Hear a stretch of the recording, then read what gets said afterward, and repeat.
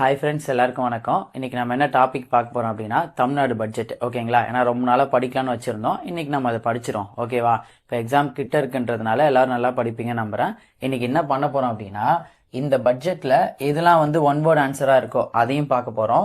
அதுக்கப்புறமா இந்த புதிய தொழிலிடங்களை பற்றி பேசியிருப்பாங்கள்ல, அதுவாக இருக்கட்டும், என்னென்ன விஷயத்துக்கெல்லாம் செலவு பண்ண போகிறோம், எங்கெங்கே இருந்தெல்லாம் நமக்கு வருவாய் வரப்போகுது அப்படின்ற ஒட்டுமொத்தமான விஷயத்த நமக்கு தெரிஞ்ச சும்மா 1-2 ஷார்ட்கட் வச்சு என்ன பண்ணிடலாம்னா எப்பயும் போல் நம்ம படிச்சிடும். சரிங்களா? ஒன்ஸ் இதை பார்த்துட்டோம் அப்படின்னா ஒரு கொஸ்டின் வந்தாலும் நமக்கு யூஸ்ஃபுல் தான். இன்கேஸ் இல்லைனாலும் பிரச்சனை இல்லை. ஆனால் படிக்காமல் போகிறது கொஞ்சம் இஷ்யூ. இப்போ நம்ம போர்டில் எழுதியிருக்கிற விஷயத்த டிஸ்கிரிப்ஷனில் கீழே இருக்கும். ஓகேங்களா? அந்த ஃபோட்டோவை டவுன்லோட் பண்ணி பார்த்துக்கிட்டு அதுக்கப்புறமா நீங்கள் வீடியோ பாருங்கள். சரிங்களா? இப்போ ஃபர்ஸ்ட் ஒன் பார்த்தீங்கன்னா, பெண்கள் பெயரில் 1% அப்படின்னு ஒரு பாயிண்ட் இருக்குங்களா? என்ன சொல்ல வராங்க அப்படின்னா, ஒரு சொத்து பொண்ணோட பேரில் பதிவு போகிறாங்கன்னு வச்சுக்கோங்களேன். ரெஜிஸ்ட்ரேஷன் ஃபீஸ்னு ஒன்று சொல்லுவோம்ல, நம்ம பத்திரப்பதிவுக்கு. அதில் இதுக்கு முன்னாடி இருந்ததை விட ஒரு 1% என்ன பண்ண போகிறாங்கன்னா கம்மி பண்ண போகிறாங்களாம். அதுதான் அந்த பாயிண்ட்டு இந்த பட்ஜெட்டில் சொன்னது. ஓகேங்களா? அப்போ நம்ம எப்படி ஞாபகம் வச்சுக்கலாம் அப்படின்னா, ஸ்ட்ரைட்டாக பெண்ணு ஆன்சர் 1 அப்படியே நம்ம போயிடலாம். ஓகேங்களா? வேறு எதுவும் பெருசாலாம் யோசிக்க வேணாம். ஆப்ஷன் பார்த்து எடுத்துப்போம். அடுத்து பாருங்க, பெண் தொழில் முனைவோர் 20% மானியம் 10 லட்சம். என்ன மீனிங் அப்படின்னா, ஒரு பெண் இருக்காங்கன்னு வச்சுக்கோங்க, அவங்களுக்கு தொழில் முனைவராக ஆகணும்னு ஆசை இருக்கு. இப்போ அவங்க என்ன பண்ணலாம் அப்படின்னா, கவர்மெண்ட் கிட்ட போயிட்டு கேட்டாங்கன்னா 10 லட்ச ரூபா வரைக்கும் அமௌண்ட் தருவாங்க. அதுல 20% அவங்களுக்கு மானியம் கிடைச்சிடும். அப்ப என்ன அர்த்தம்? 8 லட்சம் கொடுத்தா போதும், 2 லட்ச ரூபாய் அவங்களுக்கு கவர்மெண்ட் சைட்ல இருந்து ஃப்ரீயா கிடைக்கும். ஓகேங்களா? அந்த விஷயத்தை தான் இந்த பட்ஜெட்ல நமக்கு சொல்லியிருக்காங்க. இப்ப நம்ம எப்படி ஞாபகம் வச்சுக்கலாம்னா, 20% மானியம் அவங்களுக்கு கிடைக்குது. ஒட்டுமொத்த அமௌண்ட் 10 லட்ச ரூபா கிடைக்கும். அப்ப 8 லட்ச ரூபா கொடுத்தா போதும், 2 லட்ச ரூபா ஃப்ரீ தான். அப்போ இதை வச்சு பாருங்களேன், பெண் தொழில் முனைவராக இருக்கிறது நாட்டுக்கு நல்லது, வீட்டுக்கு நல்லது. கரெக்டா? அதாவது என்ன சொல்ல வர அப்படின்னா, பெண் தொழில் முனைவோராக இருப்பது, ஓகேவா, ஒரு பெண்ணு ஒரு வீட்டுல தொழில் முனைவோராக இருப்பது நாட்டுக்கும் நல்லது, வீட்டுக்கும் நல்லது. அப்ப அந்த இருப்பதுன்னு இருக்குல்ல, அதுல இருந்து அந்த 20 எடுத்துப்போம். ஓகேங்களா? அப்ப 20% மானியம் 10 லட்சம் அமௌண்ட். நம்ம இந்த 20 எப்படி ஞாபகம் வச்சுக்கிட்டோம்னா, ஒரு பெண்ணு தொழில் முனைவராக இருப்பது வீட்டுக்கும் நல்லது, நாட்டுக்கும் நல்லது. அப்ப அந்த இருப்பதுல இருந்து 20 எடுத்து 20% மானியம் அமௌண்ட் மொத்தமா கேட்டாங்கன்னா 10 லட்ச ரூபா அமௌண்ட். முடிஞ்சதுங்களா? அடுத்து பாருங்க, முதல்வர் படைப்பகம் 30. அதாவது என்ன சொல்ல வராங்க அப்படின்னா, நம்ம தமிழ்நாட்டுல மேலும் 30 இடத்துல முதல்வர் படைப்பகம் அப்படின்ற ஒரு விஷயத்தை எடுத்துட்டு வர போறாங்க. அப்ப ஃபர்ஸ்ட் முதல்வர் படைப்பகம்னா என்ன அப்படின்றது எனக்கு தெரியணும். கரெக்டா? இது 2 விஷயத்துக்காக வந்திருக்கு. என்ன அப்படின்னா, ஒன்னு, நம்மள மாதிரி ஆஸ்பிரன்ஸ் அங்க உட்காந்து லைப்ரரி மாதிரி என்ன பண்ணலாம் அப்படின்னா படிக்கலாம். ஓகேவா? இது ஒன் ஆஃப் த யூஸ். அது ஆனா என்ன பண்ணணும்னா ஃப்ரீ கிடையாது, ரொம்ப கம்மியான பிரைஸ். அதாவது ஒரு ஸ்லாட்டுக்கு வெறும் 5 ருபீஸ் கொடுத்தா போதும். அதாவது 3.5 மணி நேரம் கிட்ட இருக்கும் ஒரு ஸ்லாட். அந்த ஒரு ஸ்லாட்டுக்கு 5 ருபீஸ் கொடுத்துட்டாலே ஏசியோட நம்ம என்ன பண்ணலாம்னா, ஏசி ஃபெசிலிட்டிஸ் இருக்கும், கம்ப்யூட்டர் ஃபெசிலிட்டிஸ் இருக்கும், நம்ம உட்காந்து அங்கே டிஎன்பிசி புக்ஸ் இருக்கும், படிச்சுக்கலாம். இது ஒரு யூஸ். போயிட்டு அங்கே உட்காந்து லைப்ரரி மாதிரி நம்ம யூஸ் பண்ணலாம். இது ஒரு விஷயமாச்சா? இன்னொன்று என்ன அப்படின்னா, புதுசா ஸ்டார்ட் அப்லாம் உருவாக்குறாங்கல்ல, அதாவது புதுசா கம்பெனிலாம் உருவாக்குறாங்கல்ல, அவங்களுக்கு ஒரு தெளிவான இடம் இருக்காது. கரெக்டா? உட்காந்து டிஸ்கஷன் பண்றதுக்கோ இல்ல பேசுறதுக்கோ ஒரு நல்ல ஃபெசிலிட்டியோட இடம் வேணும் அப்படின்னா, இங்க ஒரு நாளைக்கு ஒரு 200 300ன்னு சொல்லி பேமெண்ட் கொடுத்துட்டு ரெண்ட் மாதிரி இருந்து நம்ம அந்த டிஸ்கஷன்லாம் முடிச்சுட்டு நம்ம போயிடலாம். ஓகேவா? அப்ப முதல்வர் படைப்பகம்னு கேட்டாங்கன்னா 2 விஷயத்துக்காக யூஸ். ஒன்னு, லைப்ரரி மாதிரி பசங்க யூஸ் பண்ணலாம். இன்னொன்னு, ஸ்டார்ட் அப் நிறுவனங்கள் டிஸ்கஷன் பண்ணிட்டு போறதுக்காக அதை யூஸ் பண்ணலாம், ஒரு மீட்டிங் ஹால் மாதிரி. ஓகேங்களா? அமௌண்ட் ரொம்ப கம்மியா இருக்கும், அதை நம்ம யூஸ் பண்ணிக்கலாம். இதுதான் முதல்வர் படைப்பகம், 2 பேருக்கு யூஸ். அதை நம்ம ஞாபகம் வச்சுக்கணும்.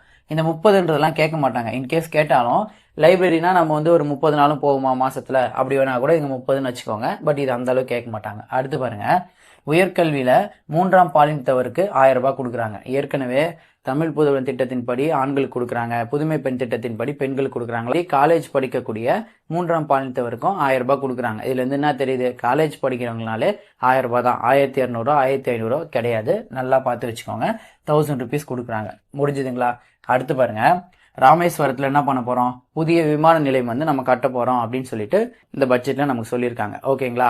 அப்ப ராமேஸ்வரம் அப்படின்றது எனக்கு ஞாபகம் வரணுமா? இப்ப என்ன பண்ணலாம்னா, பொதுவா நமக்கு தெரிஞ்சது என்ன, காசிக்கு ஒருத்தவங்க போறாங்கன்னா அவங்க கண்டிப்பா ராமேஸ்வரம் போயிட்டு தான் வீட்டுக்கு போவாங்க. இது தெரிஞ்சது தானே, புதுசு இல்ல. அப்ப என்ன பண்றோம்னா, அதை வச்சு நம்ம எடுத்துக்கலாம். என்னது? காசிக்கு போறவங்க கண்டிப்பா ராமேஸ்வரம் போயிட்டு தான் வருவாங்க. இப்ப என்ன பண்ண போறோம்னா, காசிக்கு போறவங்கள்ட்ட யார்கிட்டலாம் காசு அதிகமா இருக்கோ அவங்களாம் இதுக்கப்புறம் என்ன பண்ணலாம்னா, ட்ரெயின்ல வர வேணாம், ஸ்ட்ரெயிட்டா ஃபிளைட்லயே என்ன பண்ணிடலாம்னா ராமேஸ்வரம் வந்துடலாம். கரெக்டா? அதாவது காசிக்கு போயிட்டு ராமேஸ்வரம்ன்றது நமக்கு தெரியும். இப்ப இதுக்கப்புறம் காசிக்கு போறவங்கள்ட்ட யாருக்கிட்டலாம் காசு அதிகமா இருக்கோ அவங்க ஃபிளைட்ல எங்க இறங்கலாம்? ராமேஸ்வரத்துல இறங்கலாம். ஏன்னா புதுசா நம்ம கட்ட போறோம் அப்படின்றத வச்சு இந்த ஆன்சர் ஞாபகம் வச்சுக்கலாம். ஓகேவா? அடுத்து பாருங்க, தமிழ்நாடு கடல் போக்குவரத்து உற்பத்தி கொள்கை. இப்ப நிறைய கொள்கைகள் வந்து நம்ம தமிழ்நாட்டில் ஏற்படுத்தியிருக்கோம். எக்ஸாம்பிளுக்கு தமிழ்நாடு வனக்கொள்கை இருக்கு, தமிழ்நாடு செமிகண்டக்டர் கொள்கை இருக்கு, இது இல்லாம வந்து தமிழ்நாடு பிளாக் செயின் டெக்னாலஜி கொள்கை இருக்கு. இதெல்லாம் ஏற்கனவே இருக்கக்கூடிய கொள்கை. இது எக்ஸாம்ல கேட்கலாம், கேட்காட்டியும் போகலாம். நீங்க சும்மா உட்காந்து ஞாபகம் வச்சுக்கோங்க. எக்ஸாம்பிளுக்கு தமிழ்நாடு வனக்கொள்கை அப்படின்றது 2018. இது எப்படி ஞாபகம் வச்சுக்கலாம்னா 15 சித்தர்கள் வந்து எங்க இருப்பாங்க, காட்டுல தான் இருப்பாங்க. அப்போ வனம்னா காடு, அப்போ வனக்கொள்கைனா ஆன்சர் வந்து 18 அப்படின்ற மாதிரி எல்லா கொள்கைக்கும் நீங்க சும்மா என்ன பண்ணி வச்சுக்கோங்கன்னா ஷார்ட்கட் போட்டு வச்சுக்கோங்க. அதன் அடிப்படையில இந்த பட்ஜெட்ல சொன்னதுதான் என்ன அப்படின்னா தமிழ்நாடு கடல் போக்குவரத்து உற்பத்தி கொள்கை 2025. ஓகேங்களா? இப்ப நம்ம எப்படி ஞாபகம் வச்சுக்க போறோம் அப்படின்னா கடல்னு வந்துருச்சா, இந்த இடத்துல 25நாலே நம்ம யூஸ்வலா என்ன யூஸ் பண்ணுவோம், கால்னு யூஸ் பண்ணுவோம். கரெக்டா? கால்னா 25, அரைனா 50, அது நமக்கு தெரிஞ்சது. அதை வச்சு என்ன பண்றோம்னா இப்ப கடல்னா என்ன, பீச் தானே. இப்ப நம்ம பீச்சுக்கு போனாலும் என்ன பண்ணுவோம், ஜஸ்ட் கால் மட்டும் தான் நினைச்சிட்டு வரும். ஆனா அங்க போறதுக்கு முன்னாடி வரைக்கும் பீச்சுக்கு போகணும்னு சொல்லுவோம். ஆனா அங்க போனா என்ன பண்ணுவோம், ஜஸ்ட் காலை மட்டும் நினைச்சிட்டு வீட்டுக்கு வந்துடும். கரெக்டா? அப்ப கடல்னு போனாலே நம்ம என்ன பண்ணுவோம், காலை மட்டும் நினைச்சிட்டு வந்துடுவோம் கடல்ல போயிட்டு. அப்ப காலுன்றது தான் ஆன்சரு 25. முடிஞ்சதுங்களா? அடுத்து பாருங்க, கடல்சார் வள அறக்கட்டளை அப்படின்னு சொல்லிட்டு ஒன்னு ஏற்படுத்த போறோம். அது எதுக்காக அப்படின்றது இன்கேஸ் கொஸ்டினா வந்துச்சுன்னா நவீன முறையில எப்படி மீன் பிடிக்கிறது அப்படின்றத பத்தி இவங்க சொல்லுவாங்க. ஓகேங்களா? இப்ப இது எப்படி நம்ம ஞாபகம் வச்சுக்கிறதுனா கடல்சார் வள அப்படின்னு வந்துருச்சா, இப்ப கடலுடைய வளம் அப்படின்னாலே அங்க இருக்கக்கூடிய மீன்கள் தான். கரெக்டா? ஒரு கடலுக்கு வளமா பார்க்கக்கூடியது எது, அங்க இருக்கக்கூடிய மீன்கள் தான். ஓகேங்களா? அப்ப கொஸ்டின்லயே கடல் வளம் அப்படின்னு வந்துச்சுன்னா மீன் பிடிக்கிறது அப்படின்ற மாதிரி நம்ம ஞாபகம் வச்சுக்கிறோம். ஓகேங்களா? அடுத்து பாருங்க, வேட்டை பறவைகள் ஆராய்ச்சி அமைப்பு. இப்ப இதுல என்ன சொல்ல வராங்க அப்படின்னா வல்லூர் அப்படின்னு சொல்லிட்டு ஒரு விஷயம் இருக்கு, அதாவது ஒரு பறவை. அது கரெக்டா? இது எங்க நீங்க பார்த்திருக்கலாம் அப்படின்னா இன்கேஸ் வல்லூர் அப்படின்றது யாருக்காவது தெரியாம இருந்துச்சுன்னா ஏற்கனவே நீங்க ஒரு பாட்டு கேட்டிருப்பீங்க. அந்த பாட்டுல இந்த லைன் வரும், அதாவது நம்ம 96 படம் இருக்குல்ல, அதுல நம்ம அந்த லைஃப் ஆஃப் ராம்னு சொல்லிட்டு ஒரு சாங் வரும்ல, அதுல காற்றோடு வல்லூர் தான் போகுதே பாதை இல்லாமல் அப்படின்லாம் ஒரு லைன் வரும், கேட்டிருப்பீங்கல்ல. அதுல அந்த வல்லூர்ன்ற வார்த்தை வரும். என்ன அப்படின்னா வல்லூர்ன்றது ஃபால்கான் அப்படின்னு சொல்லப்படக்கூடிய ஒரு பறவை. ஓகேங்களா? ஒரு குருவி மாதிரி இருக்குன்னு நினைக்கிறேன் கிட்டத்தட்ட. அதை என்ன பண்றாங்க அப்படின்னா நிறைய பேர் வந்து வேட்டையாடுறாங்க போல. ஸோ அதை பாதுகாக்கிறதுக்காக என்ன பண்றோம்னா வேட்டை பறவைகள் ஆராய்ச்சி அமைப்பு அப்படின்னு சொல்லிட்டு உருவாக்கி இந்த வல்லூரை வந்து பாதுகாக்கிறதுக்காக நம்ம வந்து இதை உருவாக்கியிருக்கோம். ஓகேங்களா? இதை ஜஸ்ட் இன்ஃபர்மேஷனா அப்படியே ஞாபகம் வச்சுக்கோங்க. வேற எதுவும் இதுக்கு ஷார்ட்கட்லாம் தேவையில்ல. வல்லூர்ன்ற அந்த பறவையை பாதுகாக்கிறதுக்காக வேட்டை பறவைகள் ஆராய்ச்சி அமைப்பு அப்படின்னு ஒன்று இருக்கு. ஓகேவா? அடுத்து பாருங்க, பூனாரை பறவைகள் சரணாலயம் எங்க இருக்குன்னு கேட்டா தனுஷ்கோடியில இருக்கு. தனுஷ்கோடியில பூனாரை பறவைகள் சரணாலயம். ஜஸ்ட் சிம்பிளா ஞாபகம் வச்சுக்கலாம். இது எப்படின்னா இப்ப பூனா அப்படின்னு இருக்குங்களா, அதை வந்து நீங்க என்ன பண்ணிக்கோங்க அப்படின்னா போனா அப்படின்னு வச்சுக்கோங்க. அதாவது யார் போனா அப்படின்னா இப்ப தனுஷ் இருக்காங்களா, இப்ப தனுஷ் சார் வந்து ஏதோ ஒரு இடத்துக்கு போனா அங்க வந்து கோடி ஃபேன்ஸ் வந்து சூழ்ந்துக்கிறாங்க அப்படின்ற மாதிரி மைண்ட்ல வச்சுக்கோங்க. அப்ப இங்க போனான்றது தான் இங்க ரைமிங்ல பூனான்னு வைக்கிறோம். அப்ப தனுஷ் சார் வந்து எங்க போனாலும் அப்ப போனா கோடி ஃபேன்ஸ் வந்து சூழ்ந்துப்பாங்க. அப்ப அவ்வளவுதான். தனுஷ் சார் வந்து எங்க போனாலும் கோடி ஃபேன்ஸ் வந்துருவாங்களா, அப்ப போனா ஆன்சர் வந்து பூனா. அவ்வளவுதான், முடிஞ்சிச்சுங்களா? வேற எதுவும் பெருசாலாம் யோசிக்க வேண்டாம். அடுத்து பாருங்க, செங்கம் திருவண்ணாமலையில இருக்கு. அங்க என்ன பண்ண போறோம்னா பயோடைவர்சிட்டி பார்க், பல்லுயிர் பூங்கா ஏற்படுத்த போறோம். நமக்கு திருவண்ணாமலைன்னு சொன்னாலே ஒண்ணுதான் ஞாபகம் வரும், அங்க இருக்கக்கூடிய சிவன் சாமி. கரெக்டுங்களா? இப்ப மத்த மலைக்கும் திருவண்ணாமலைக்கும் என்ன வித்தியாசம், அங்க வந்து கடவுள் சம்பந்தப்பட்டது ஒண்ணு இருக்கு அப்படின்னு தெரியுதா? அப்ப என்ன பண்றோம் அப்படின்னா இயற்கையாவே திருவண்ணாமலையில கடவுள் இருக்காங்க அப்படின்றதுனால இப்ப பல்லுயிர்னா என்ன அர்த்தம், பலவிதமான பயோடைவர்சிட்டினா என்ன, ஏகப்பட்ட ஜீவராசிகள் உயிரினங்கள் வந்து அங்க வாழுது அப்படின்ற மாதிரி அர்த்தமா. அப்ப என்ன பண்றோம்னா திருவண்ணாமலையில இயற்கையாவே கடவுள் இருக்கிறதுனால நிறைய விதமான ஜீவராசிகள் உயிரினங்கள் அங்க வாழுது அப்படின்றதுனால அங்க பல உயிரினங்கள் இருக்கு. அதனால அங்க பல்லுயிர் பூங்கா ஏற்படுத்த போறோம். எக்ஸாக்டா ஊர் கேட்டாங்கன்னா செங்கம். ஏன்னா இப்ப இந்த பல்லுயிர்ன்றது ஏகப்பட்ட ஜீவராசிகள் குரூப்பா தான் வாழும். கரெக்டா? இப்ப வந்து குரங்கு இருக்கு அப்படின்னா ஒன்னே ஒன்று இருக்க போறது இல்ல, எல்லா உயிரினங்களும் அதுக்கான குரூப்ல வந்து கண்டிப்பா இருக்கும். குரூப்னா நம்ம என்ன சொல்லுவோம், சங்கம்னு சொல்லுவோமா, அவ்வளவுதான். அதை வச்சு ஞாபகம் வச்சுக்கோம். அடுத்து பாருங்க, அறிவியல் மையம் சென்னை சிங்கப்பூர். இது என்ன மீனிங்னா சென்னையில அறிவியல் மையம் அப்படின்னு ஒண்ணு ஏற்படுத்த போறோம். அது யார் கூட டைஅப்ல அப்படின்னா சிங்கப்பூர் கூட டைஅப்ல அதை நம்ம பண்ண போறோம். இதை ஞாபகம் வச்சுக்கிறதுக்கு நீங்க ரெண்டு யூஸ் பண்ணிக்கலாம். இன்கேஸ் உங்களுக்கு வந்து கிரிக்கெட் பத்தி தெரிஞ்சதுன்னா இப்ப சிஎஸ்கேன்னு வரும், அதாவது சென்னையா, இப்ப சென்னைனாலே அதோட லோகோல கண்டிப்பா சிங்கம் இருக்கும். அப்ப சென்னைனா தோனி தான், அவங்க வந்து அறிவா இருப்பாங்க அப்படின்றது மாதிரி வச்சு கூட அறிவியல் மையம் சென்னை சிங்கப்பூர்னு வச்சுக்கலாம். இல்ல அப்படின்னா இப்ப இதை பாருங்க, சின்னதா ஒரு கப்புல டெய்லியும் நெய் சாப்பிட்டீங்கன்னா, இங்க நெய்ன்றத நெய்ன்னு சொல்றேன், நெய் சாப்பிட்டீங்கன்னா அறிவுன்றது வளரும் அப்படின்ற மாதிரி கூட நான் வச்சுக்கலாம். ரெண்டுத்துல எது வேணுமோ அதை சும்மா வச்சுக்கோங்க. ஓகேங்களா? அடுத்து பாருங்க, மதுரை மற்றும் கடலூர் இந்த 2 டிஸ்ட்ரிக்ட்ல என்ன பண்ண போறோம்னா காலனி தொழில் பூங்கா வந்து ஏற்படுத்த போறோம். காலனி தொழில் பூங்கானா என்ன? அதாவது இந்த சப்பல்லாம் வந்து உருவாக்குற இடம். ஓகேங்களா? இப்போ என்ன பண்ணலாம் அப்படின்னா இந்த ரெண்டும் ஞாபகம் வச்சுக்கிறதுக்கு மதுரை அப்படின்றதுல இருந்து மதுவும், கடலூர் அப்படின்றதுல இருந்து கடை அப்படின்றது எடுத்துக்கலாம். அதாவது மது கடை அப்படின்னு சொல்றோம். கரெக்டா? அதாவது டாஸ்மாக் சொல்லுவாங்கல்ல. இன்கேஸ் யாராவது நம்ம வீட்டில் இருக்கவங்களோ இல்லை நமக்கு தெரிஞ்சவங்களோ நம்மளை வந்து மது கடையில் பார்த்துட்டா என்ன நடக்கும்? ஆட்டோமேட்டிக்கா இங்க சொல்றது நடக்கும். கரெக்டுங்களா? இதால தான் நம்மளை அடிப்பாங்க, வேற எதாலே அடிக்க மாட்டாங்க. அப்ப என்ன பண்றோம்? மது கடன் ஞாபகம் வச்சுக்கிட்டு இதை ஞாபகம் வச்சுக்கிறோம். ஓகேங்களா? இப்ப இந்த மேலூர் கூட எப்படி ஞாபகம் வச்சுக்கலாம் அப்படின்னா இன்கேஸ் இந்த கடையில பார்த்தாங்கன்னா இதை எடுத்து நம்ம மேல அடிப்பாங்க, அவ்வளவுதான். அப்ப மேலூர்ன்றது ஞாபகம் வந்துருச்சு, வேற எதுவும் பிரச்சனை கிடையாது.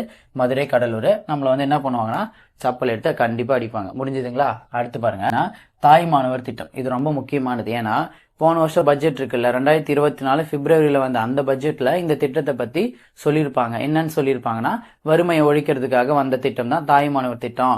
ஒரு 7 கேட்டகரியில இருக்கவங்களுக்கு இந்த திட்டத்தின் மூலியமா எலிஜிபிள் ஆகும். அதாவது ஒரு 2 வருஷத்துக்குள்ள நாங்க என்ன பண்ணுவோம்னா ஒரு 5 லட்சம் குடும்பத்தை வறுமையில இருந்து கொண்டு வருவோம் அப்படின்ற மாதிரிலாம் போன வருஷம் சொல்லியிருந்தாங்க. அதனுடைய வெளிப்பாடாக என்ன பண்றாங்கன்னா அந்த 7 கேட்டகரியில் 6 இல்ல 7 கேட்டகரி இருக்கும். அதுல 1வது கேட்டகரி தான் பேரண்ட்ஸே இல்லாத பசங்க இருப்பாங்கல்ல அவங்க. அப்ப ஃபர்ஸ்ட் அவங்களுக்கான ப்ரியாரிட்டி கொடுத்து அவங்களுக்கு இந்த ஸ்கீம்ல வந்து அமௌண்ட் தர ஆரம்பிக்கிறாங்க. எவ்வளவு அமௌண்ட் அப்படின்னா இப்ப பேரண்ட்ஸ் 2 பேருமே இல்லையா, அதனால 2000 ரூபாய் அப்படின்ற மாதிரி சும்மா ஞாபகம் வச்சுக்கோங்க. மந்த்லி 2000 வந்து அவங்களுக்கு தராங்க. முடிஞ்சதுங்களா? அடுத்து பாருங்க, வெள்ளிமலை இருக்குல்ல, அதாவது வெள்ளிமலை ஆழியாறு அப்படின்ற இடத்துல நீரேற்று மின் திட்டங்கள் அப்படின்ற விஷயத்த நம்ம வந்து செய்ய போறோம். பட்ஜெட்ல அனௌன்ஸ் பண்ணிருக்காங்க. இப்ப இது எப்படி ஞாபகம் வச்சுக்கலாம்னா வெள்ளி அப்படின்னா சில்வர் நமக்கு தெரியும்ல. இப்ப என்ன பண்ண போறோம்னா நம்ம வந்து ரொம்ப நாள் அழியாம இருக்கணும், ஐ மீன் உடம்பு ஹெல்த்தியா அழியாம இருக்கணும் அப்படின்னா சில்வர் பாட்டில்ல தண்ணி ஊற்றி குடிக்க சொல்லுவாங்க. கரெக்டா? அதாவது பிளாஸ்டிக்ல வேணாம், நம்ம வந்து சில்வர் பாட்டில்ல நீரை ஊற்றின்றத இடத்துல ஏற்றி. ஓகேங்களா? சில்வர் பாட்டில்ல நீரை ஊற்றி நம்ம குடிச்சோம் அப்படின்னா ரொம்ப நாள் வந்து உயிரோட இருப்போம், அழியாம இருக்கலாம். ஓகேங்களா? அதை வச்சு இதை ஞாபகம் வச்சுக்கலாம், வேற எதுவும் பெருசாலாம் கிடையாது. அடுத்து பாருங்க, நன்னிலம் மகளிர் நில உடைமை திட்டம். இதுல நமக்கு பேர் பார்க்கும்போதே தெரிஞ்சிருச்சு, மகளிர்களுக்கு நம்ம என்ன பண்ண போறோம்னா நிலத்தை கொடுக்கற ஒரு திட்டம்னு தெரிஞ்சிருச்சு. எல்லா மகளிருக்கும் கொடுக்க போறோமான்னு கேட்டா கிடையாது. யாரு சமூக ரீதியாவோ பொருளாதார ரீதியாவோ பின்தங்கி இருக்காங்களோ அவங்களுக்கு கொடுக்கறது தான் கரெக்ட். சரியா? அதன் அடிப்படையில் பாத்தீங்கன்னா ஆதி திராவிடர் மற்றும் பழங்குடியின பெண்களை சேர்ந்தவங்க இருப்பாங்கல்ல, அதுல இருக்கக்கூடிய விவசாய தொழிலாளர்களுக்கு நம்ம என்ன பண்ண போறோம்னா நிலத்தை கொடுக்க போறோம். இதெல்லாம் நம்ம ஷார்ட்கட்லாம் வேணாம், ஜஸ்ட் இப்படி ஒன்று இருக்குன்னு தெரிஞ்சா போதும், ஆப்ஷன் பார்த்து எடுத்துடலாம். யாருக்குன்னு தான் கேட்பாங்க, ஆதி திராவிடர் மற்றும் பழங்குடியின பெண்களுக்காக நம்ம இந்த நிலத்தை வந்து கொடுக்க போறோம், அந்த விவசாய தொழிலாளர்களுக்காக. முடிஞ்சுதுங்களா? அடுத்து பாருங்க, கருப்பை வாய் புற்றுநோய். கரெக்டா? இப்ப இதை தடுக்கிறதுக்கான டார்கெட்ஸ் ஏற்கனவே நம்ம பார்த்திருப்போம். 2030க்குள்ள இதை முற்றிலும் அழிக்கணும்ன்றது நம்மளுடைய டார்கெட்ல இருக்கு. கரெக்டா? இப்போ அதுக்காக நம்ம பட்ஜெட்ல என்ன சொல்லியிருக்காங்கன்னா HPV வேக்சின் அப்படின்றத நம்ம கருப்பை வாய் புற்றுநோய் தடுக்கிறதுக்காக போட போறோம். HPVனா என்ன? ஹியூமன் பேப்பிலோமா வைரஸ் அப்படின்னு சொல்லிட்டு ஒன்று இருக்கும். அந்த வைரஸ் சார்ந்த ஒரு வேக்சின் தடுப்பூசி தான் எடுத்துட்டு வந்து நம்ம இந்த நோயை தடுக்கிறதுக்காக நம்ம வந்து போடுறோம். கரெக்டா? இப்ப இந்த 14ன்றது ஒரு ஏஜை குறிக்குது. கரெக்டா? அந்த ஏஜ் கிட்ட இருக்கவங்களுக்கு இந்த வேக்சின் வந்து போடுவாங்க போல. ஓகேங்களா? சோ இதை பார்த்து வச்சுக்கோங்க. அடுத்து பாருங்க, தமிழ்நாடு மாநில பேரிடர் மேலாண்மை நிறுவனம், அதாவது பேரிடர் மேலாண்மை இருக்குல்ல நம்ம தமிழ்நாடு மாநிலத்துக்கு, அதுக்கான நிறுவனம் ஒன்று இப்போ சென்னையில் ஏற்படுத்த போறாங்க. வேற எந்த 1 மார்க்கும் கிடையாது, இது ஜஸ்ட் இன்ஃபர்மேஷனை அப்படியே விட்டுருங்க. அடுத்து பாருங்க, திருவள்ளுவருடைய சிலை, அதை நம்ம என்னன்னு சொல்லலாம்? பேரறிவு சிலைன்னு கண்டிப்பா சொல்லலாம். கரெக்டா? இதெல்லாம் அப்படியே நீங்க படிக்கும் போதே ஞாபகம் தரும். ஓகேங்களா? பேரறிவு சிலைன்றது எதை குறிக்கும்னு கேட்டாங்கன்னா திருவள்ளுவர் சிலையை குறிக்கும். ஓகேவா? இப்ப இது ஏன் இங்க எழுதிருக்கோம்னா இந்த 28-35ன்றது நம்மளுடைய பட்ஜெட்ல எப்பயுமே வருஷம் என்ன பண்ணுவாங்கன்னா திருக்குறள் வந்து டிரான்ஸ்லேட் பண்றதுக்கு அமௌண்ட்ன்றது ஒதுக்குவாங்க. இப்ப இந்த டைம் என்ன பண்ணிருக்காங்கன்னா நம்மளுடைய இந்திய மொழியில ஒரு 28லயோ உலக மொழியில இருக்கக்கூடிய ஒரு 35லயோ என்ன பண்ண போறோம்னா திருக்குறளை டிரான்ஸ்லேட் பண்ண போறோம். ஓகேங்களா? இப்ப இது இன்கேஸ் கேட்க மாட்டாங்க, ஒருவேளை வந்துச்சுனாலும் ஈஸியா ஞாபகம் வச்சுக்கலாம். இப்ப நம்ம பொதுவா 28க்கு என்ன யூஸ் பண்ணுவோம்? இருட்டுன்னு யூஸ் பண்ணுவோம். ஓகேங்களா? அதாவது 28 ஞாபகம் வச்சுக்கிறதுக்கு இந்த வார்த்தை நமக்கு யூஸ்ஃபுல்லா இருக்கும். எப்படின்னா இருட்டு அப்படின்னா ஈரு 8. ஓகேங்களா? ஈருனா 2, 8னா 8, அவ்வளவுதான். எங்கெல்லாம் நீங்க 28 பாக்குறீங்களோ தேவைப்பட்டா இந்த வார்த்தையை யூஸ் பண்ணிக்கோங்க. ஓகேங்களா? 28 அப்படின்னா இருட்டு, இருட்டுனா என்ன? ஈரு 8, 2, 8. முடிஞ்சிடுச்சா? அப்ப இருட்டுல இருக்க ஒருத்தவங்க கூட திருக்குறளை படிச்சான்னு வச்சுக்கோங்களேன், வாழ்க்கையோட வெளிச்சத்துக்கு வந்துருவான் அப்படின்ற மாதிரி சும்மா அப்படி ஒன்றும். இன்னொன்னு எப்படி ஞாபகம் வச்சுக்கலான்னு பாருங்க, 35. அதாவது நம்ம நாட்டுல மட்டும் இல்லாம உலக நாடுகள்லயும் திருக்குறள் என்ன பண்றாங்கன்னா முனைந்து கற்கிறாங்க அப்படின்னு வச்சுக்கலாமா? முனைந்துனா என்ன? 3, 5, அவ்வளவுதான். அதாவது நம்ம நாட்டுல 28, அதை எப்படி ஞாபகம் வச்சுக்கிட்டோம்? இருட்டுல இருக்க ஒருத்தவனை கூட வெளிச்சத்துக்கு கொண்டு வரணும்னா திருக்குறள் படிக்கலாம். இன்னொன்னு, நம்ம நாட்டுல மட்டும் இல்லாம உலக நாடுகள்லயும் திருக்குறள் வந்து முனைந்து கற்கப்படுது. அப்ப முனைந்துனா 3, 5, அவ்வளவுதான். கேட்க மாட்டாங்க, சும்மா ஞாபகம் வச்சுக்கோ. அடுத்து பாருங்க, இங்க அருங்காட்சியம்லாம் எழுதியிருக்கோம்ல, இந்த அருங்காட்சியம்லாம் படிக்கிறதுக்கு முன்னாடி நம்ம இந்த விஷயத்த முடிச்சுட்டு இங்க போலாம். ஓகேவா? இப்ப புதிய தொல்லியல் இடங்கள் அப்படின்னு சொல்லிட்டு வருஷம் வந்து நமக்கு ஒரு 8 9 கொடுப்பாங்க. இந்த டைம் என்ன பண்ணிருக்காங்கன்னா ஒரு 8 கிட்ட கொடுத்துருக்காங்க. அது என்ன இடம்ன்றது சும்மா பாத்துக்கலாம். ஓகேவா? ஏற்கனவே தெரிஞ்சிருக்கும், சும்மா பார்ப்போம். கீழடி அப்படின்னா சிவகங்கை, ஷார்ட்கட்லாம் இல்லை, அப்படியே நமக்கு தெரியும். நாகப்பட்டினம் அப்படின்ற இடமும் நமக்கு பிரச்சனை கிடையாது. அடுத்து பாருங்க, பட்டணம் மருதுன்றது எந்த டிஸ்ட்ரிக்ட்னு சும்மா கேட்டாங்கன்னா தூத்துக்குடி. ஓகேவா? இந்த பட்ட சாராயெல்லாம் குடிப்பாங்கன்னு சொல்லுவாங்கல்ல, அந்த மாதிரி வேணா கூட இங்க பட்டன் வந்ததுனால பட்ட சாராயம் குடிப்பாங்க, அதனால தூத்துக்குடி. அப்படி வேணாலும் சும்மா ஞாபகம் வச்சுக்கோங்க. சரிங்களா? வேற இல்லை, சும்மா காமெடியா வேணும்னா காலையில இருந்து ஈவினிங் வரைக்கும் பட்டை போட்டு நல்ல மாதிரி இருப்பான், 6 மணிக்கு மேல ஆனா குடிப்பான். இப்படி சும்மா விளையாட்டுக்கு வேணாலும் வச்சுக்கோங்க, பிரச்சனை இல்லை. அடுத்து பாருங்க, மணிக்கொள்ளை அப்படின்றது கடலூர். இது நீங்க பார்க்கும்போதே தெரிஞ்சிச்சு. மணிக்கொள்ளைனா கடல் கொள்ளை. கடல் கொள்ளை எதுக்கு பண்றாங்கன்னா காசுக்காக பண்றாங்க, மணிக்காக. அவ்வளவுதான். மணிக்கொள்ளைனா ஆன்சரு கடல் கொள்ளை, ஆன்சர் கடலூர். முடிஞ்சதுங்களா? அடுத்து வெள்ளலூர் அப்படின்னா கோவை. கரெக்டா? இது என்ன பண்ண போறோம்? கோவம் வந்துச்சுன்னா நம்ம என்ன பண்ணணும்னா கொஞ்ச நேரம் வீட்டை விட்டு வெளில போய் நின்றுட்டு அப்புறமா உள்ள வரும். பார்த்துருக்கீங்களா? நம்ம பண்றது தான். அப்போ கோவம் வந்துச்சு, வீட்டுல இருந்து வெளில போயிட்டு கொஞ்ச நேரம் கழிச்சு வீட்டுக்குள்ள வரும். அப்போ கோவையில் இருக்கக்கூடியது வெள்ளலூர். முடிஞ்சதுங்களா? இப்போ அடுத்து பார்த்தீங்கன்னா தெலுங்குனூர்னா ஆன்சர் சேலமா? இப்போ இந்த தெலுங்குனூர் அப்படின்றதுல எக்ஸாக்டா சென்டர்ல பார்த்தீங்க அப்படின்னா லுங்கு அப்படின்னு இருக்கா, அதாவது லுங்கி அப்படின்னு கூட நம்ம ஞாபகம் வச்சுக்கலாம். பெரியவங்களாம் கட்டுவாங்கல்ல, இப்போ அந்த லுங்கி வந்து சேல் பண்றாங்க அப்படின்னு வேணாலும் வச்சுக்கோங்க. அந்த லுங்கி வந்து சேல் பண்றாங்க வேணாலும் ஞாபகம் வச்சுக்கோங்க, பிரச்சனை இல்லை. அடுத்து பாருங்க, கரிவலம் வந்த நல்லூர். இது ஏற்கனவே நமக்கு வந்து நம்ம அந்த திக்கெல்லாம் புகழூரும் திருநெல்வேலி அந்த மாதிரி சில லெசன்ஸ்லாம் படிச்சிருப்போம். அங்க இது வரும். இதுக்கு முன்னாடி திருநெல்வேலியில இருந்திருக்கும், இப்ப தென்காசியில வந்துருச்சு. இருந்தாலும் ஞாபகம் வச்சுக்கணும்னா கரிவலம் இருக்கு. அப்ப என்ன அர்த்தம்? அதாவது நம்ம வந்து ப்ரொனன்சியேஷனுக்காக என்ன பண்றோம்னா கறி, நம்ம சாப்பிட்ற கறி இருக்குல்ல, அந்த ரீ வேற இந்த ரீ வேற சும்மா ஞாபகம் வச்சுக்கிறோம். அதாவது கறியை வந்து வித்துட்டு வளம் வராங்க அப்படின்னா அவங்க கையில ஒரு 10 காசு இருக்கும். 10 காசுனா என்ன? ஒரு 10 காசு அப்படின்னு சொல்லுவோம்ல, அவ்வளவுதான். கறியை வச்சுட்டு வளம் வந்து விற்கிறாங்கன்னா ஒரு 10 காசு கையில இருக்கும். 10னா 10, அப்ப 10 காசு, அவ்வளவுதான். முடிஞ்சிச்சா 10 காசுன்றது? அடுத்து பாருங்க, ஆதிச்சனூர் அப்படின்னா கள்ளக்குறிச்சி. இது தப்பி தவிர என்ன போட்டக்கூடாதுன்னா ஆதிச்சநல்லூர்னு சொல்லக்கூடிய தூத்துக்குடி வந்து போட்டக்கூடாது. அப்ப இதையும் எப்படி கனெக்ட் பண்றது?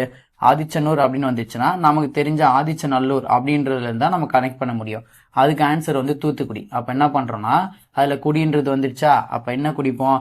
கல்லு தான் வந்து நம்ம குடிப்பாங்க. அப்ப ஆதிச்சநல்லூர்னா தூத்துக்குடி, அப்ப ஆதிச்சனூர்னா கள்ளக்குறிச்சி. அப்ப தூத்துக்குடினா குடிப்போம், என்ன குடிக்கிறதுனா கல்லு குடிப்போம். அப்ப ரெண்டையும் கனெக்ட் பண்ணி ஒரே மாதிரி இருக்கிற ஆன்சரை நம்ம போட்டுறணும். ஓகேங்களா? இப்ப இதை முடிச்சிட்டோமா? இது எதுவுமே பிரச்சனை கிடையாது. எக்ஸாக்டா எக்ஸாம்ல எது வரும்னு கேட்டா இந்த செலவினம் அப்படின்றதோ இந்த வருவாய் அப்படின்றதோ இதுதான் நம்ம பார்க்கக்கூடியதுல ஹைலி இம்பார்ட்டன்டான எக்ஸாம் ஓரியன்டா இருக்கிறது இதுதான். ஓகேங்களா? அப்ப இதுதான் நீங்க தெளிவா பார்க்கணும். இதை மட்டும் நல்லா பார்த்து வச்சுக்கோங்க. என்ன அப்படின்னா இப்ப செலவினம்னா மொத்தம் 8 இருக்கு, வருவாயில மொத்தம் 6 இருக்கு. இதை மட்டும் தெளிவா பார்த்து வச்சுக்கோங்க. இப்ப இந்த செலவினம் இந்த வருவாய் அப்படின்றதெல்லாம் ஏற்கனவே உங்களுக்கு தெரியும் தானே? அதாவது நம்மளுடைய தமிழ்நாடு என்ன பண்ண போறாங்க அப்படின்னா இந்த 8 விஷயத்துக்காக இந்த நிதியாண்டு ஃபுல்லா என்ன பண்ண போறோம்? செலவு பண்ண போறோம். அப்படி செலவு பண்ணக்கூடியதுல எது அதிகமா செலவு பண்ண போறோம், அடுத்து கீழே வரக்கூடியதெல்லாம் அதை விட கொஞ்சம் கம்மி. கரெக்டா? அதே மாதிரி தான் வருவாய் அப்படின்றது. ஓகேவா? எங்க இருந்து அதிகமா நமக்கு வருவாய் வருமோ அது அப்படியே ஃபர்ஸ்ட்ல இருந்து கம்மியா வரக்கூடியது கீழே போகும். ஓகேவா? அப்ப நம்ம அதிகமா எதுக்கு செலவு பண்றோம்னா மானியத்துக்காக செலவு பண்றோம். ஏன்னா ஸ்கீம்ஸ்ல வரக்கூடியது எல்லாமே என்னதான்? மானியம் தான். கரெக்டா? அப்ப இந்த மாதிரி விஷயத்தை தான் நம்ம வந்து அரேஞ்ச் பண்ண சொல்லுவாங்க எக்ஸாம்ல. ஸோ அதுக்காக ஞாபகம் வச்சுக்கிறோம். இப்ப இதை ஞாபகம் வச்சுக்கிறதுக்கு 4ஆ தனியா பிரிச்சுக்கோங்க. ஃபர்ஸ்ட் 4க்கு மட்டும் இந்த டைலாக பாருங்க. இந்த டைலாக் என்ன சொல்லுது அப்படின்னா ஒரு சராசரியா ஒரு மனுஷன் சொல்ற மாதிரி என்ன சொல்றாங்க? மாசம் சம்பளம் வாங்கி வட்டி கட்டவே சரியா இருக்கு, இதுல எங்க இருந்து நான் மூலதன செலவு செய்யறது? மூலதன செலவுனா என்ன? நம்மளுடைய இன்வெஸ்ட்மெண்ட். மூலதனம் என்ன? கேபிட்டல்னு சொல்லுவாங்க, அதாவது இன்வெஸ்ட்மெண்ட்னு சொல்லுவாங்க. இப்ப சராசரியா சம்பளம் வாங்க ஒரு மனுஷங்கிட்ட போய் பேசினா இப்படிதான் பேசுவாங்க. என்னது? நான் மாசம் சம்பளம் வாங்கி வட்டி கட்டுறதுக்கே சரியா இருக்குது, இதுல எங்க இருந்து நான் மூலதன செலவுலாம் செஞ்சு வாழ்க்கையுடைய அடுத்த கட்டத்துக்கு நான் போறது அப்படின்னு. ஏன் அடுத்த கட்டத்துக்கு நீங்க வாழ்க்கைக்கு போகக்கூடாதுன்னு யாராவது கேட்டா இப்படி பேசுவாங்க. ஓகேங்களா? இப்ப இது எப்படி நம்ம இதோட கனெக்ட் பண்றதுன்னா இந்த மாசம் அப்படின்றதா நமக்கு மானியம் அப்படின்றது ஞாபகம் வரணும். அடுத்து செகண்ட் ஒன்னு சம்பளம், தேர்ட் ஒன்னு வட்டி கட்டுறது. வட்டி கட்டவேன்னு சொன்னால அப்ப வட்டி கட்டுறது. தேர்ட் ஒன் முடிஞ்சிருச்சு. ஃபோர்த் ஒன் வந்து மூலதன செலவு. அவ்வளவுதான். இந்த டைலாக் வச்சிருந்தோம்னா நம்ம இந்த 4 முடிக்கலாம். மாசம் சம்பளம் வாங்கி வட்டி கட்டவே சரியா இருக்கு, இதுல எங்க இருந்து நான் மூலதன செலவுலாம் செஞ்சு வாழ்க்கையில முன்னேறது? இந்த டைலாக் தெரிஞ்சா மாசம்னா மானியம் மட்டும் மாத்திக்கோங்க, மற்றது எல்லாமே ஸ்ட்ரெயிட்டா வந்துடும். முடிஞ்சுதா? 4 முடிஞ்சிடுச்சா? மேக்சிமம் ஃபர்ஸ்ட் 4 தான் பண்ண சொல்லுவாங்க, இருந்தாலும் தேவைன்னா ரிமைனிங்கும் வச்சுக்கலாம். எப்படின்னா இப்போ கடன் செலுத்துதல் அப்படின்றது எத்தனாவது இடத்துல இருக்குன்னா 5வது இடத்துல இருக்கு. ஓகேவா?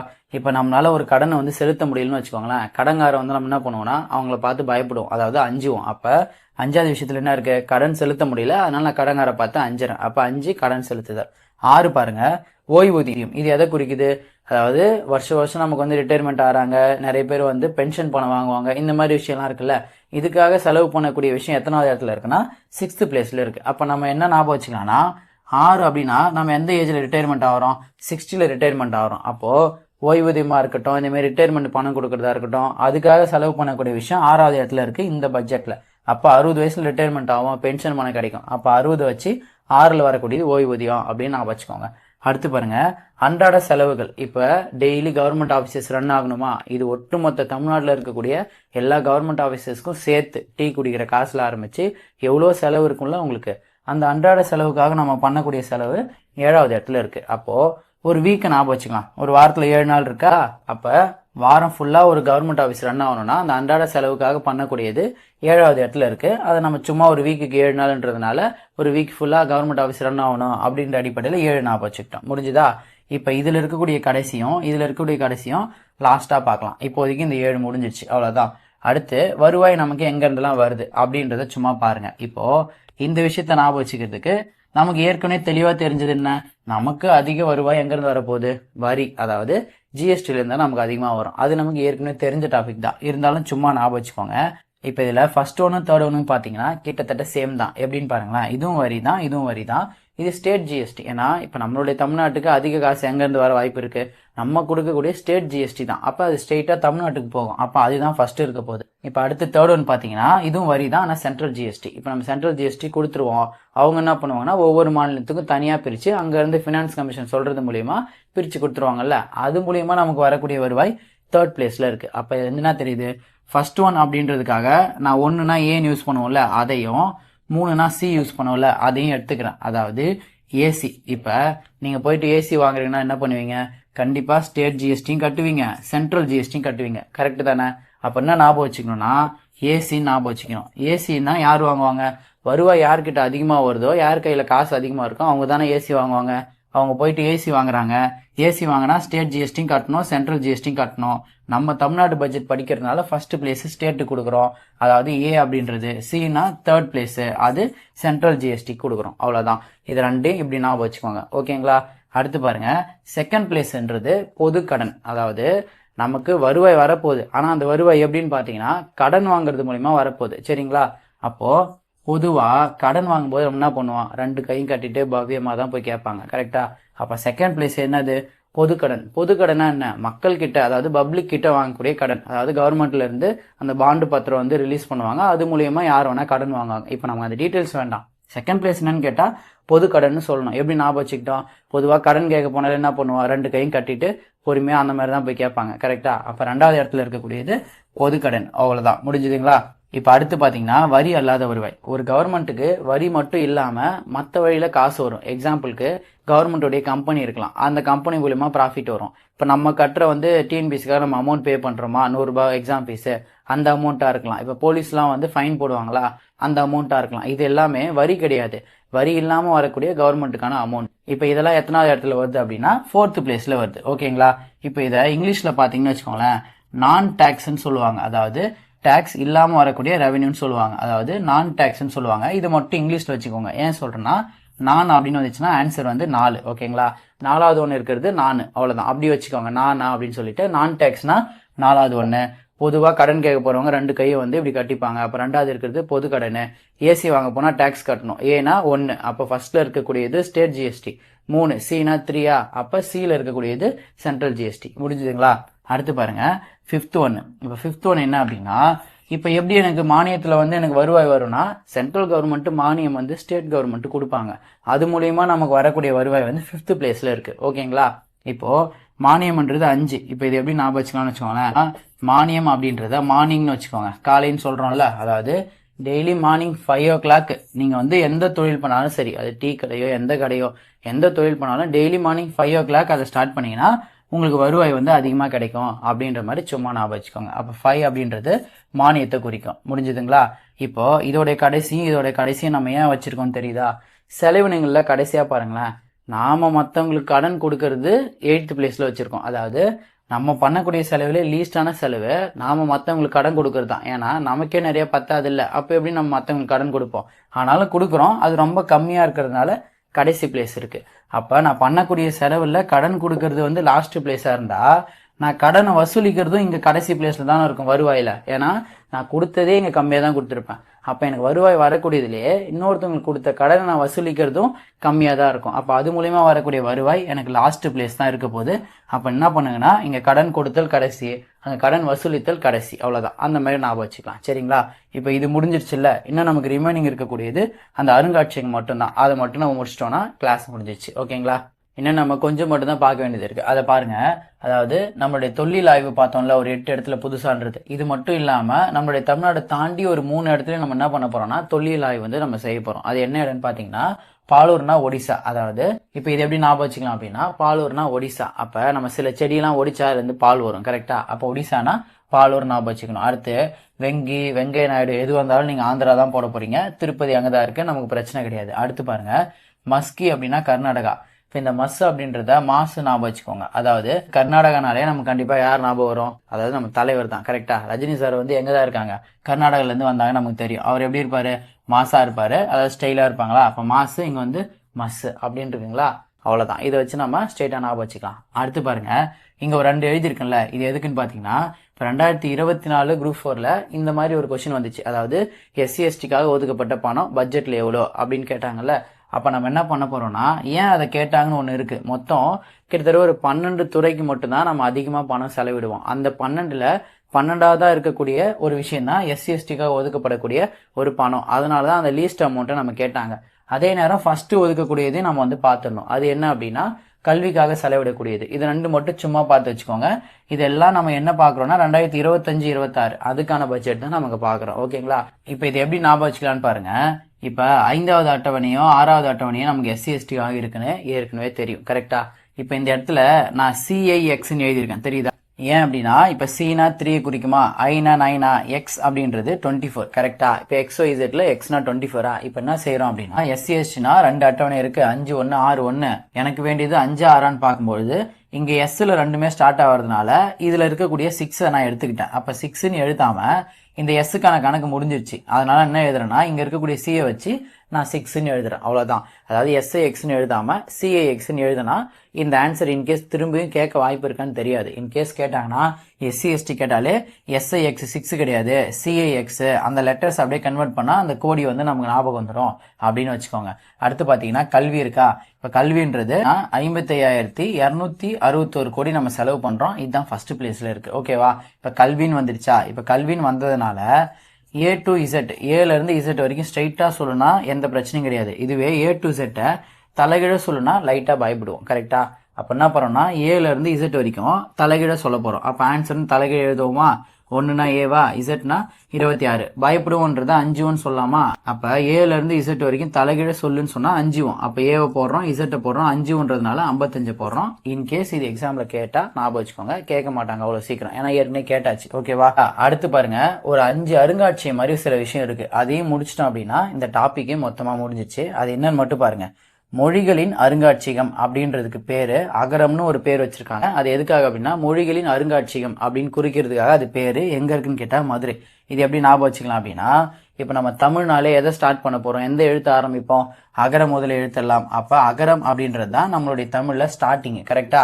அப்ப அந்த அகரம்ன்றது நம்ம மொழியுடைய ஸ்டார்டிங். அப்ப மொழிகளின் அருங்காட்சியம்னாலே நம்ம மொழிக்கு எது ஸ்டார்டிங்? அகரம் தான் ஸ்டார்டிங். அப்ப அந்த பேர்ல தான் இருக்க போகுது. ஊர் என்னன்னு கேட்டாங்கன்னா மதுரை. நமக்கு இது டவுட் வராது, ஏன்னா தமிழை வளர்த்தது அப்படின்னு கேட்டாலே நம்ம எந்த டிஸ்ட்ரிக்ட் சொல்லுவோம்? மதுரை தான் சொல்லுவோம். அப்ப நம்ம மொழியை வளர்த்தது எந்த டிஸ்ட்ரிக்ட் கேட்டா மதுரைன்றது நமக்கு மறக்காது, ஏன்னா பாண்டியர்கள் அங்கதான் இருந்தாங்க, அவங்க தான் மொழியை வளர்த்தாங்க.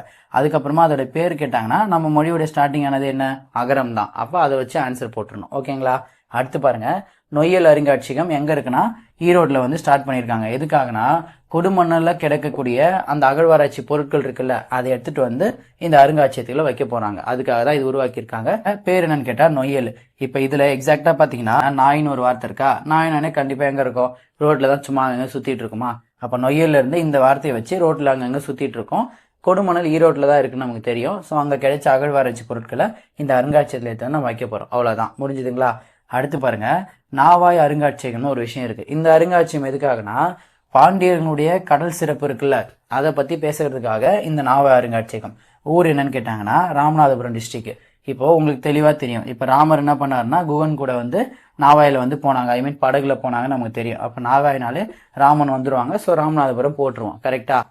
இப்ப எப்படி ராமன்றவங்க வந்து ராமாயணத்துல வருமோ, இப்ப பஞ்ச பாண்டவர்கள் அப்படின்னா மகாபாரதத்துல வரும். அப்ப ராமநாதபுரம் வந்துருச்சு. எதுக்காக இந்த கடல் சிறப்பு அப்படின்னா பாண்டியனுடைய கடல் சிறப்பை சொல்றதுக்காக இந்த நாவாயின்னு ஒரு அருங்காட்சி இருக்கு. நாவாயின்றது குகன் கூட வந்து ராமன் நாவாயில போவாங்க படகுல. அதை வச்சு நம்ம என்ன பண்ணிட்டோம்னா ஞாபகம் வச்சுக்கிட்டோம்.